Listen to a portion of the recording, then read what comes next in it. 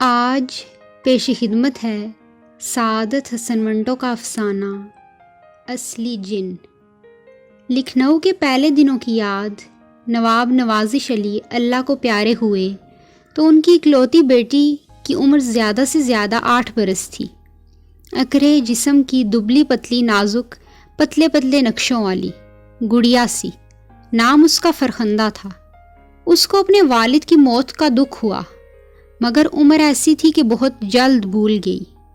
لیکن اس کو اپنے دکھ کا شدید احساس اس وقت ہوا جب اس کی ماں نے اس کا باہر آنا جانا قطعی طور پر بند کر دیا اور اس پر کڑے پردے کی پابندی عائد کر دی۔ اس کو ہر وقت گھر کی 4 دیواری میں رہنا پڑتا۔ اس کا کوئی بھائی نہ تھا۔ اکثر تنہائی میں روتی اور خدا سے گلہ کرتی کہ اس نے بھائی سے اسے کیوں محروم رکھا، اور پھر اس کا ابا میاں اسے کیوں چھین لیا گیا۔ ماں سے اس کو محبت تھی، مگر ہر وقت اس کے پاس بیٹھی تو وہ کوئی تسکین محسوس نہیں کرتی تھی۔ وہ چاہتی تھی کہ کوئی اور ہو جس کے وجود سے اس کی زندگی کی یک آہنگی دور ہو سکے۔ ہر وقت اکتائی سی رہتی۔ اب وہ 18 برس کی ہو چکی تھی۔ سالگرہ میں 10-12 دن باقی تھے کہ پڑوس کا مکان جو کچھ دیر سے خالی پڑا تھا، پنجابیوں کے ایک خاندان نے کرائے پر اٹھا لیا۔ ان کے 8 لڑکے تھے اور 1 لڑکی۔ 8 لڑکوں میں سے 2 بیائے جا چکے تھے، باقی اسکول اور کالج میں پڑھتے تھے۔ لڑکی ان کی 6 میں سے 1 برس بڑی تھی۔ بڑی ہٹی کٹی اپنی عمر سے 2-2.5 برس زیادہ دکھائی دیتی تھی۔ انٹر پاس کر چکی تھی۔ اس کے بعد اس کے والدین نے یہ مناسب نہ سمجھا تھا کہ اسے مزید تعلیم دی جائے، معلوم نہیں کیوں۔ اس لڑکی کا نام نسیمہ تھا، لیکن اپنی نام کی رعایت سے وہ نرم و نازک اور سست رفتار نہیں تھی، اس میں بلا کی پھرتی تھی۔ فرخندہ کو اس مہین مونچھوں والی لڑکی نے کوٹھے پر سے دیکھا جب وہ بے حد اکتا کر کوئی ناول پڑھنے کی کوشش کرنا چاہتی تھی۔ دونوں کوٹھے ساتھ ساتھ تھے، چنانچہ چند ہی جملوں میں دونوں متعارف ہو گئیں۔ فرخندہ کو اس کی شکل و صورت پہلی نظر میں قطعاً پرکشش معلوم نہ ہوئی، لیکن جب اس نے تھوڑی دیر گفتگو کی تو اسے اس کا ہر خد و خال پسند آیا۔ موٹے موٹے نقشوں والی تھی، جیسے کوئی جوان لڑکا ہے۔ بڑی صحت مند، بڑے بڑے ہاتھ پاؤں، کشادہ سینہ۔ فرخندہ کو اس کے بالائی لب پر مہین بالوں کا غبار خاص طور پر بہت پسند آیا، چنانچہ ان میں فوراً دوستی ہو گئی۔ نسیمہ نے اس کے ہاتھ میں کتاب دیکھی تو پوچھا، یہ ناول کیسا ہے؟ فرخندہ نے کہا، بڑا ذلیل قسم کا ناول ہے، ایسے ہی مل گیا تھا، میں تنہائی سے گھبرا رہی تھی، سوچا چند صفحے ہی پڑھ لوں۔ نسیمہ نے یہ ناول فرخندہ سے لیا۔ واقعی بڑا گھٹیا سا تھا، مگر اس نے رات کو بہت دیر جا کر پڑھا۔ صبح نوکر کے ہاتھ فرخندہ کو واپس بھیج دیا۔ وہ ابھی تک تنہائی محسوس کر رہی تھی اور کوئی کام نہیں تھا، اس لیے اس نے سوچا کہ چلو چند اوراق دیکھ لوں۔ کتاب کھولی تو اس میں ایک رکا نکلا جو اس کے نام تھا۔ یہ نسیمہ کا لکھا ہوا تھا۔ اسے پڑھتے ہوئے فرخندہ کے تن بدن میں کپ کپیاں دوڑ گئیں۔ فوراً کوٹھے پر گئی۔ نسیمہ نے اس سے کہا تھا اگر وہ اسے بلانا چاہے تو اینٹ جو منڈیر سے اکھڑی ہوئی ہے زور زور سے کسی اور اینٹ کے ساتھ بجا دیا کرے تو وہ فوراً آ جائے گی۔ فرخندہ نے اینٹ بجائی تو نسیمہ سچ مچ 1 منٹ میں کوٹھے پر آ گئی۔ شاید وہ اپنے رکے کے جواب کا انتظار کر رہی تھی۔ وہ 4-4.5 فٹ کی منڈیر پر مردانہ انداز میں چڑھی اور دوسری طرف کود کر فرخندہ سے لپٹ گئی۔ دیر تک دونوں گل مل کے باتیں کرتی رہی۔ نسیمہ اب اسے اور زیادہ خوبصورت دکھائی دی۔ اس کی ہر ادا جو مردانہ طرز کی تھی اسے بے حد پسند آئی، اور وہیں فیصلہ ہو گیا کہ وہ تا دم آخر سہیلیاں بنی رہیں گی۔ سالگرہ کا دن آیا تو فرخندہ نے اپنی ماں سے اجازت طلب کی کہ وہ اپنی ہمسائی کو جو اس کی سہیلی بن چکی ہے بلا سکتی ہے۔ اس نے اپنے لکھنوئی انداز میں کہا، کوئی مذائقہ نہیں، بلا لو، لیکن وہ مجھے بالکل پسند نہیں، میں نے دیکھا ہے لونڈوں کی طرح کدکڑے لگاتی رہتی ہے۔ فرخندہ نے وکالت کی، نہیں امی جان، وہ تو بہت اچھی ہے، جب بھی ملتی ہے بڑے اخلاق سے پیش آتی ہے۔ نواب صاحب کی بیگم نے کہا، ہوگا، مگر بھئی مجھے تو ایسا معلوم ہوتا ہے کہ اس میں لڑکیوں والی کوئی نزاکت نہیں، لیکن تم اصرار کرتی ہو تو بلا لو، لیکن اس سے زیادہ ربط نہیں ہونا چاہیے۔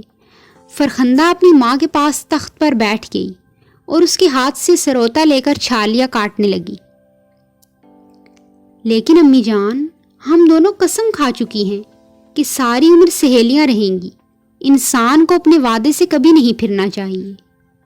بیگم صاحبہ اصولوں کی پکی تھی، اس لیے انہوں نے کوئی اعتراض نہ کیا اور صرف یہ کہہ کر خاموش ہو گئی، تم جانو مجھے کچھ بھی معلوم نہیں۔ سالگرہ کے دن نسیمہ آئی۔ اس کی قمیض داری دار تھی، چست پاجامہ جس میں سے اس کی مضبوط پنڈلیاں اپنی تمام مضبوطی دکھا رہی تھیں۔ فرخندہ کو وہ اس لباس میں بہت پیاری لگی، چنانچہ اس نے اپنی تمام نسوانی نزاکتوں کے ساتھ اس کا استقبال کیا اور اس سے چند ناز نخرے بھی کیے۔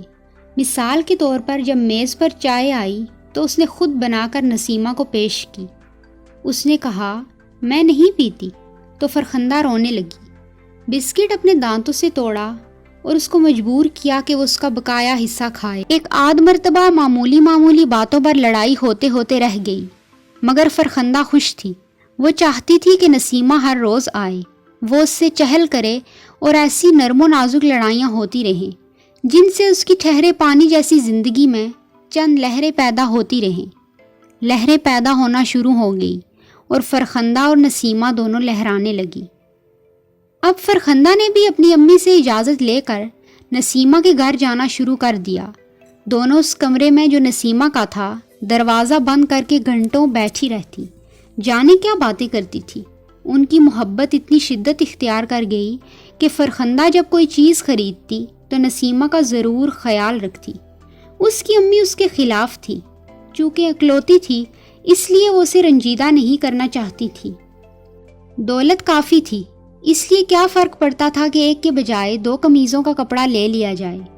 فرخندہ کی 10 شلواروں کے لیے سفید ساٹن لی تو نسیمہ کے لیے 5 شلواروں کے لیے لٹھا لے لیا۔ نسیمہ کو ریشمی ملبوس پسند نہیں تھے، اس کو سوتی کپڑے پہننے کی عادت تھی۔ وہ فرخندہ سے یہ تمام چیزیں لیتی مگر شکریہ ادا کرنے کی ضرورت محسوس نہ کرتی، صرف مسکرا دیتی اور تحفے وصول کر لیتی۔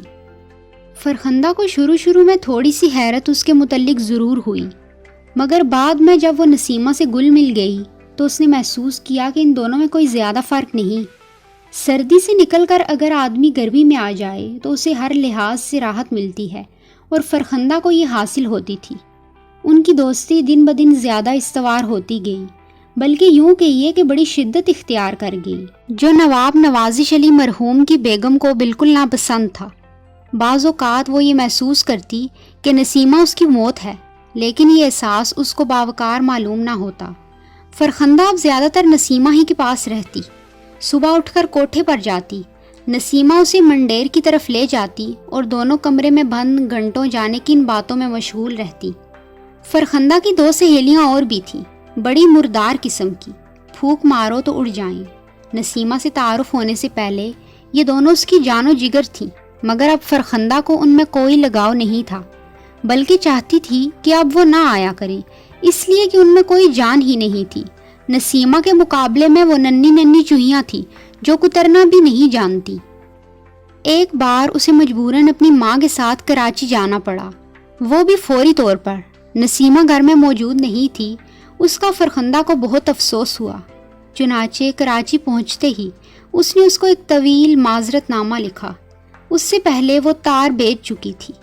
اس نے خط میں سارے حالات درج کر دیے اور لکھا کہ تمہارے بغیر میری زندگی یہاں بے کیف ہے، کاش تم بھی میرے ساتھ آتی۔ اس کی والدہ کو کراچی میں بہت کام تھے، مگر اس نے اسے کچھ بھی نہ کرنے دیا۔ دن میں کم از کم 100 مرتبہ کہتی، میں اداس ہو گئی ہوں، یہ بھی کوئی شہروں میں سے شہر ہے؟ یہاں کا پانی پی کر میرا ہاضمہ خراب ہو گیا ہے، اپنا کام جلدی ختم کیجئے اور لاہور چلیے۔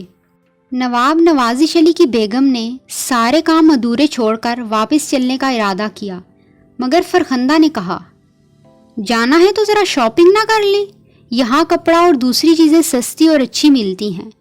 شاپنگ ہوئی۔ فرخندہ نے اپنی سہیلی نسیمہ کے لیے 10 بہترین ڈیزائنوں کا کپڑا خریدا، واکنگ شوز لیے، ایک گھڑی خریدی جو نسیمہ کی چوڑی کلائی کے لیے مناسب و موزوں تھی۔ ماں خاموش رہی کہ وہ ناراض نہ ہو جائے۔ کراچی سے لاہور پہنچی تو سفر کی تھکان کے باوجود فوراً نسیمہ سے ملی، مگر اس کا منہ سوجا ہوا تھا، سخت ناراض تھی کہ وہ اس سے ملے بغیر چلی گئی۔ فرخندہ نے بڑی معافیاں مانگی، ہر سطح سے اس کی دلجوئی کی کوشش کی، مگر وہ راضی نہ ہوئی۔ اس پر فرخندہ نے زاروں کی طرح رونا شروع کر دیا اور نسیمہ سے کہا اگر وہ اس سے راضی نہ ہوئی تو وہ کچھ کھا کر مر جائے گی۔ اس کے بعد دونوں سہیلیاں کمرہ بند کر کے بیٹھی پیار و محبت کی باتیں کرتی رہیں۔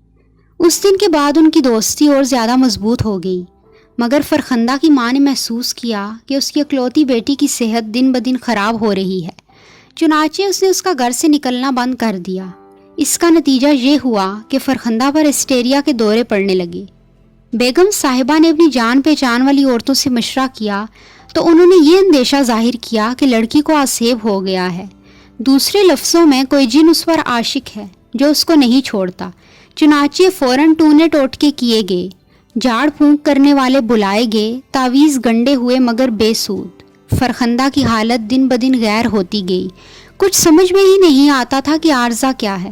دن بدن دبلی پتلی ہو رہی تھی، کبھی گھنٹوں خاموش رہتی، کبھی زور زور سے چلانا شروع کر دیتی اور اپنی سہیلی نسیمہ کو یاد کر کے پہروں آنسو بہاتی رہتی۔ اس کی ماں جو زیادہ ضعیف الاعتقاد نہیں تھی، اپنی جان پہچان کی عورتوں سے اس بات پر یقین ہوا کہ لڑکی پر کوئی جن عاشق ہے، اس لیے کہ فرخندہ عشق و محبت کی بہت زیادہ باتیں کرتی تھی اور بڑے ٹھنڈے ٹھنڈے سانس بھرتی۔ ایک مرتبہ پھر کوشش کی گئی، بڑی دور دور سے جھاڑنے والے بلائے گئے، دوا دارو بھی کیا گیا مگر کوئی فائدہ نہ ہوا۔ فرخندہ بار بار التجا کرتی کہ اس کی سہیلی نسیمہ کو بلایا جائے، مگر اس کی ماں ٹالتی رہتی۔ آخر ایک روز فرخندہ کی حالت بہت بگڑ گئی، گھر میں کوئی بھی نہیں تھا۔ اس کی والدہ جو کبھی باہر نہیں نکلی تھی، برقع اوڑھ کر ایک ہمسائی کے ہاں گئی اور اس سے کہا کہ کچھ کرے۔ دونوں بھاگم بھاگ فرخندہ کے کمرے میں پہنچی، مگر وہ موجود نہیں تھی۔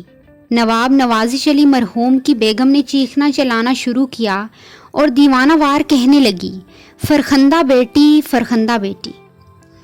سارا گھر چھان مارا مگر وہ نہ ملی۔ اس پر وہ اپنے بال نوچنے لگی۔ ہمسائی نے اس کے ہاتھ پکڑ لیے مگر وہ برابر واویلا کرتی رہی۔